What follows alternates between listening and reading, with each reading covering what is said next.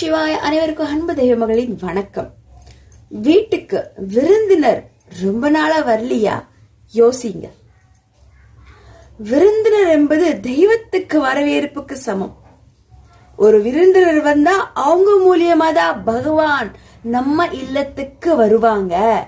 விருந்தினர் வந்து அவங்கள நாம் நல்லபடியா நல் மனதோட நல் எண்ணத்தோட அவங்களுக்கு நாம் சேவை பண்ணி நல்லபடியா வயிறார சாப்பாடு வைத்து அவங்களுக்கு பணிவடை செஞ்சு டீ காஃபி எல்லாம் கொடுத்து அவங்களோட மன மகிழ்விக்க நாம் மீண்டும் அவரை நாம் அனுப்பிடணும். அதுலயும் பெண்கள் வீட்டுக்கு வந்தால் மகாலட்சுமி வந்து விட்டாள்னு சொல்லி அது தம்பதி சமேதராக வந்தா அம்மையப்பன் அர்த்தநாரீஸ்வரர் வந்தாங்க நாம் நினைத்து அவங்களுக்கு நம்ம வீட்டுல இருந்து கிளம்பும் போது மஞ்சள் குங்குமம் வெற்றில பாக்கல வாழைப்பழ வைத்து மலர்கள் வைத்து மஞ்சள் குங்குமம் வச்சு அனுப்புவது நம்மளுடைய பாரம்பரியம், நம்மளுடைய கலாச்சாரம் இல்லைங்களா? கண்டிப்பா விருந்தினர் நம்ம வீட்டுக்கு வந்தா நல்லபடியா தெய்வமா நிறுத்த அவங்களுக்கு வந்து பணிவிடை செய்யுங்க. மஞ்சள் குங்குமம் வைத்து மீண்டும் அனுப்பிடுங்க. அவங்க கிட்ட ஆசீர்வாதம் வாங்கிக்கோங்க.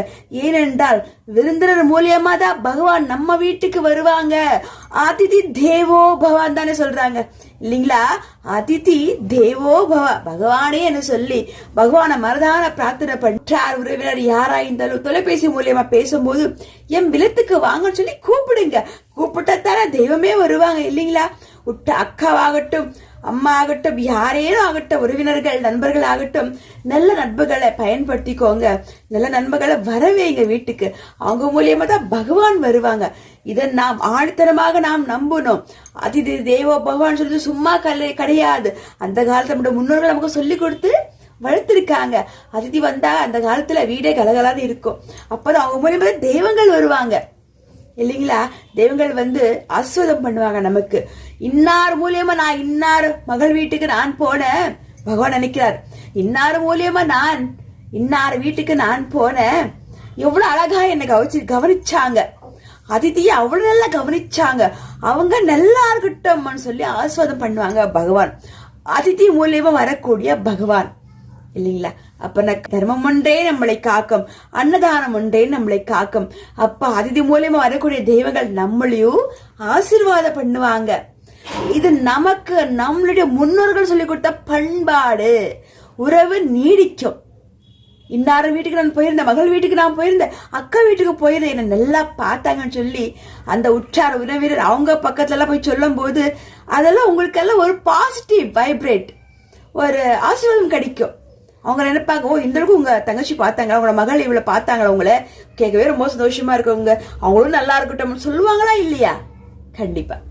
அதனாலதான் அதிதிகளை வரவைங்க, மனதார அவங்களுக்கு வயிறார சாப்பாடு வைங்க, அவங்க கிட்டயும் ஆசீர்வாதம் வாங்கிக்கோங்க. பிறகு அவங்க மூலியமா வரக்கூடிய தெய்வத்துக்கிட்ட கூட ஆசீர்வாதம் வாங்கிக்கோங்க. சரிங்களா? யார்கிட்டயும் வீட்டுக்கு வந்த விருந்தினர்கிட்ட மூஞ்சி காட்டாதீங்க. என்ன பகையா இருந்தாலும் பரவாயில்ல வாங்கன்னு சொல்லி கையால தண்ணி கொடுங்க. அதிதி தேவோ பவான்றா அதிதி தேவோபவ கூட அண்ணக்கூடிய அந்த நிகழ்வானது முன்னோர்கள் அப்படிதான் நமக்கு வந்து நம்ம வீட்டுக்கு யார் வந்தாலும் எதிரியே வந்தாலும் முதல்ல தண்ணி எடுத்து கொடுப்பாங்க. வாங்க வாங்க நமச்சிவாய் வாங்கன்னு சொல்லி வரவேற்பாங்க. அதிதி தேவோபவா என்று அவங்களுக்கு உபசாரம் பண்ணுவாங்க. அவங்களே பிற்காலத்துல நல்லவங்களா திருந்து அவங்களும் நல்லபடியா நமக்கு ஒரு நல்ல ஒரு வழிகாட்டி நல்ல நண்பர்களா நம்ம கூட பழகுவாங்க இல்லைங்களா? அதனால தயவுசெஞ்சு வீட்டுக்கு வந்த யாரேனும் வந்தாலும் தண்ணி கொடுக்காம இருக்காதீங்க. அதிதி தேவோ பவா என்று கூப்பிட்டு காப்பி தண்ணி கொடுத்து உங்களால என்ன முடியுமோ உணவு கொடுத்து அவங்ககிட்டயும் ஆசீர்வாதம் வாங்கிக்கோங்க. இதுதான் நம்முடைய பண்பாடு, நம் கலாச்சாரம். ஓ நமச்சிவாய வாழ்க, நாதன் தாழ் வாழ்க, இப்பொழுது என் நெஞ்சில் நீகாதான் தாழ் வாழ்க.